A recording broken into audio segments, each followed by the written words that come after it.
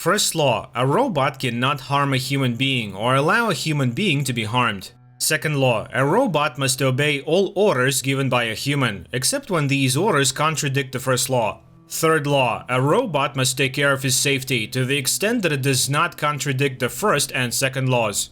A man is awakened by a robot Vasily. There has been a serious traffic accident nearby, and soon the bodies of the dead will be delivered to the morgue where they work. But a minute later, it turns out that this is one of the duty phrases for waking up the man, which he himself has put into the android. It turns out that Georgi overslept, and the man rushes to the street, where the on-duty drone finds him for parking in the wrong place. Nevertheless, Georgi goes to his ex-wife's house to give her permission to go on vacation to Australia and to pick up the kids for the weekend. His daughter Sonia is ready, but son Igor has gone to say goodbye to his buddies, which causes an altercation between the ex-spouses. The woman's second husband is not happy. Alice still has not told her ex-husband the truth. Georgi shows his daughter a kite and calls his son again. But Igor, hiding behind a corner, is in no hurry to come out to his father. Instead, he calls his friend and waits for him in the yard. But instead of Dimach, Igor is caught up with three very angry guys to whom Igor owes money. But Igor splashes paint into his pursuers' faces and manages to escape.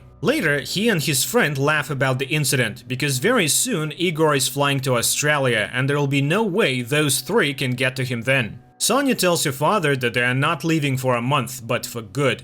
Angry, Georgi rushes to Ella and, expressing his dissatisfaction, takes away his permission. He has no intention of returning Sonia either. At this time, a case arrives at the Kronos Corporation. Viktor Toropov, the owner of the corporation, participates in a television program on the moral issue of using robots as the object of human love. There is a precedent where a wife catches her husband in a very delicate situation with a girl, an android. But the husband believes that the bot is not a living creature and therefore you can do all sorts of things with it. The parties have their opinions. Then it is time for Toropov to speak, the largest supplier of the robots in the country. And he reminds them that bots help humans relax, which reduces the level of aggression. And besides, it eradicates the most ancient profession. You can't be jealous of appliances. A man needs a man. Toropov returns to the company office and encounters a pregnant woman waiting for her husband, who works here as well. She calls Sergei, but he is not happy with her call. The man is not particularly pleased with her situation. In Toropov's office on the 23rd floor, he tells his assistant Meslovsky about a new acquisition, a concept that has not gone into production. The delivery guys bring in the case and Viktor opens it. Inside is an android called Arisa, which makes Sergei, the mover, delighted. The robot positions itself on the charging belt. Toropov admits to his friend that Arisa is an illegal model. It is created as a single copy and runs on a quantum processor and is capable of unpredictable actions. The executives leave and the mover returns to the office. His work buddy is worried and begs the man to reconsider. If they are caught in the boss's office, they will be in trouble. But the man examines the android girls, touching their private parts. But when he gets to Arisa, he wants to do all sorts of things, and then the bot pushes his hand away. The guy becomes even hornier and embraces the girl, but she grabs him by the neck and throws him against the charging terminal, which causes its malfunction. The android leaves the man lying on the floor.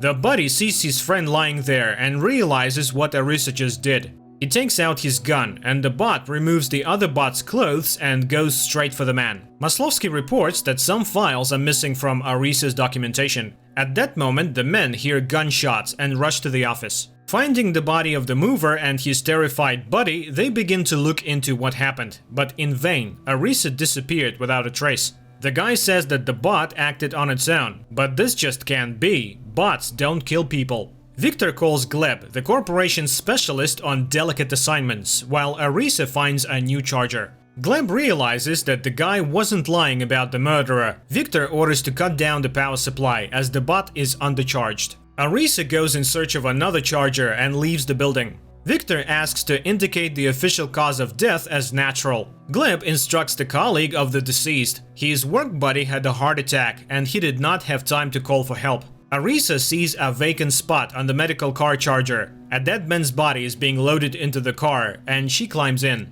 Sergei's buddy accidentally tells his wife about the bot's attack. Gleb pays for an orderly to provide the proper conclusion and takes the body to the morgue.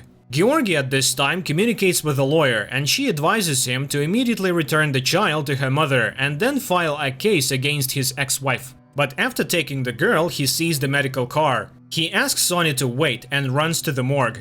The orderly gives Georgi the fake diagnosis, but he brushes him off. Curious, Sonia notices Arisa, and the bot, taking the child by the hand, authorizes her as a first-level user. Then Georgi returns and takes the girl. Arisa goes inside the room and enters Georgi's computer, which has all the data on his family. Georgi returns Sonia and takes away his consent papers. His son, upon learning of this, becomes enraged. Bot Vasily draws Georgi's attention to inconsistencies in the official diagnosis. He speaks with the orderly and threatens to call the police. Igor arrives at the morgue and asks his father for permission to leave. But Georgi refuses and asks to be given a month to mend his ways and become a good father. Then the man learns the cost of the child custody review process. Ella tells her friend everything. Lev can't wait for the situation to be resolved and is forced to fly to Australia alone. Marina advises her to compromise her ex-husband in order to deprive him of his parental rights.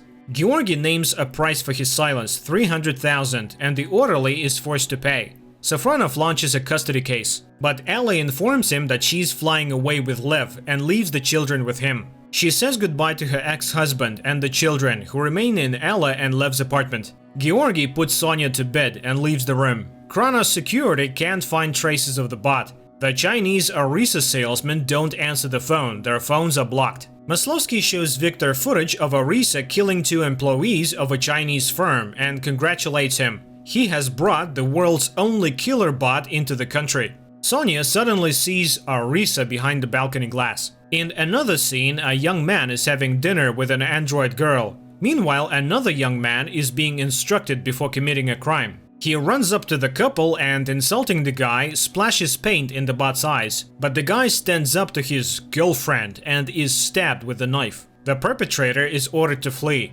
Georgi wakes up to loud music from Igor's room and hears news of the attack on people. Igor cannot forgive his father for disrupting his trip to Australia. Sergei's wife reports him missing to the police and learns of the man's death. Investigator Varlamov intends to examine the body of the deceased. Sonia finds new clothes for Arisa and hides her in the closet. Georgi is forced to leave the girl at home and rushes to the morgue. Igor's friend hides him in his father's apartment, where he keeps his mistress, a bot. Sonia and Arisa watch TV, and the bot demonstrates her ability to copy voices. The doorbell rings, and Sonia asks Arisa to hide in the bathroom. Her mother's friend Marina comes in and asks about her father, and then the man's voice is heard coming from the bathroom. Marina, having made sure he is at home, leaves. And Sonia rejoices at how cleverly Arisa tricked her mother's friend. The bot asks questions about her parents, and the girl gets upset, but Arisa comforts the girl. Upon learning that the investigator doesn't have a warrant, Georgi forbids him from examining the body. Then he tells the black orderly about it and threatens to go to the police. But he's very frightened. There are very serious people behind the murder. Toropov convinces Sergei's wife not to make a fuss and bribes her by paying out their mortgage. Galina refuses to write a statement. Varlamov tries to appeal to his superiors, but he is redirected to another case, the guy's murder. The cops go through the bot girl's memory and figure out the killer. Igor's friend is forced to reveal his whereabouts. He manages to warn the guy. Igor escapes from his pursuers and gets acquainted with a girl who works at a nearby club. Maslovsky explains that he wrote the code that Arisa found. Meanwhile, Arisa and Sonia are playing hide and seek. Victor sends guards after the bot. Arisa extracts a capsule with a beacon and plants it in a nearby van. Georgi goes to the police, but Varlamov is not there. Igor meets Arisa, who authorizes him as a second-degree user. Sonia asks not to tell her father about the bot. While waiting for the investigator, Georgi listens to confessions of vandals who damage robots. First, you must knock out the power supply with something sharp and then spray paint.